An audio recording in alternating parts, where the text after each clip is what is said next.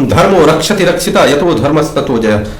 इसका वर्णन करने के पूर्व हमें इस बात को समझना होगा कि सनातन धर्म में किस प्रकार से वर्णन किया गया और जिस वर्णन को हम समझ नहीं रहे, हम किस प्रकार से ये पूरे वैभव को इस प्रकार से भोगने का प्रयास कर रहे हैं कि दिन रात अगर इस वैभव का हम भोग कर पाए तो इसी के लिए हम प्रयासरत हैं। जगह जगह एक घटना होती है, लोग मर रहे हैं।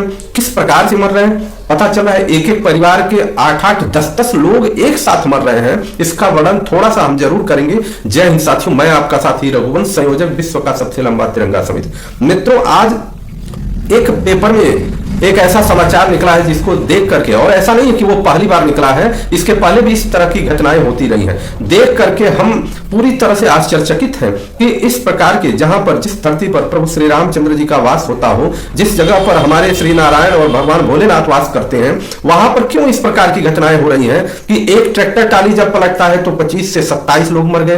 एक पता चल रहा है कि गाड़ी का रात में 2 बजे एक्सीडेंट होता है और गाड़ी में 10 लोग, जिसमें 7 लोग तुरंत मर गए, 10 लोग दूसरे जगह मर गए। तो इन प्रकार की घटनाओं का क्या आशय है, यह समझना है कि सबसे पहली बात है कि सनातन धर्म में यह विधान बनाया गया है कि एक साथ परिवार के सभी लोग न चलें, क्योंकि एक साथ न चलने का विधान बनाया गया। ग्रह नक्षत्र अलग बात है, उस पर हम वर्णन करेंगे तो लंबा होगा, परंतु एक साथ न चलें यह अलग चीज है। लोग कहेंगे कि प्रभु का विधान है, यह हो के रहेगा, जरूर है प्रभु का विधान हो के रहेगा, लेकिन इसी में यह भी कहा गया है कि कर्म प्रधान विश्व करी राखा, जो जस करे सो तस फल चाखा। कर्म की भी प्रधानता बताई गई है और शास्त्र में जो चीज वर्णित है अगर उसको आप नहीं मानते हैं तो आपको भोगना पड़ेगा। या खीरी के रास्ते पर आज 7 लोग मर गए, एक ही कार में थे, बैठे हुए थे, ट्रक से एक्सीडेंट हुआ, मर गए।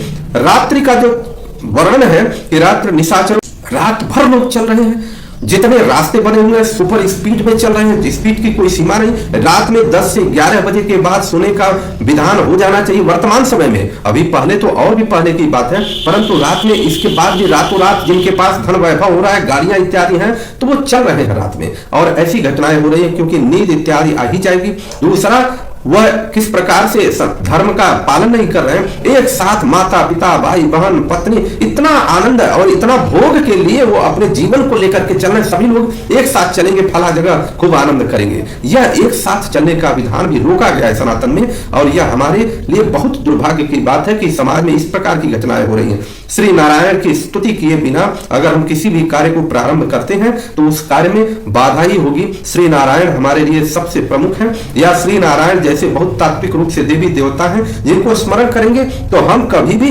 गलत रास्ते पर नहीं जाएंगे और गलत रास्ते पर जाने से बचेंगे। हमें इसका ध्यान देना होगा कि हम यात्रा करते हैं तो शास्त्र विदित यह वर्णन है कि 10 बजे, हम युवाओं के लिए यह प्रेरणा देना चाहते हैं, युवाओं के लिए यह बात मैं कह रहा हूं कि रात में 10 बजे के पूर्व ही अपनी यात्रा समाप्त करके और विश्राम करें, जिससे रात में सोने का, शरीर का जो विधान है वह सोने का विधान है, आराम करें, सुबह चलें। यह हमारे लिए समझने की बात है। लेकिन युवा जोश में है, और जोश में वो भी इस प्रकार का जोश जिसका कोई मतलब नहीं है। ऐसा भी नहीं है कि हम राष्ट्र के लिए जा रहे हैं, किसी युद्ध में जा रहे हैं तो दिन रात का कोई मतलब नहीं, धर्म के लिए जा रहे हैं दिन रात का कोई मतलब नहीं। या धार्मिक हरि व्यापक सर्वत्र समाना, प्रेम ते प्रकट हूं ही मैं जाना, हरि व्यापक हरि तो हर जगह है, इसको भी समझना है। और देश के लिए, धर्म के लिए अगर बलिदान होते हैं तो सर्वोच्च बलिदान माना जाता है, परंतु यूं ही भोग के लिए अगर बलिदान हो जाते हैं तो इस बलिदान को बलिदान नहीं कहते हैं, इसको तो आत्महत्या ही कहेंगे, और आत्महत्या करने वाले व्यक्ति का कभी कल्याण नहीं होता।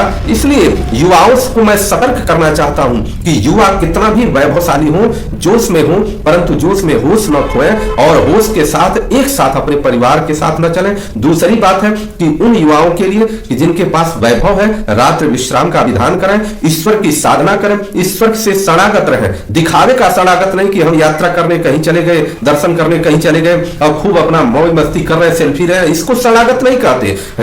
हृदय से शरणागत करें, और जब हृदय से आप शरणागत रहेंगे ईश्वर से तो आपके साथ हमेशा शुभ ही होगा। इसका हमें ध्यान देना। जय हिंद, जय श्री राम।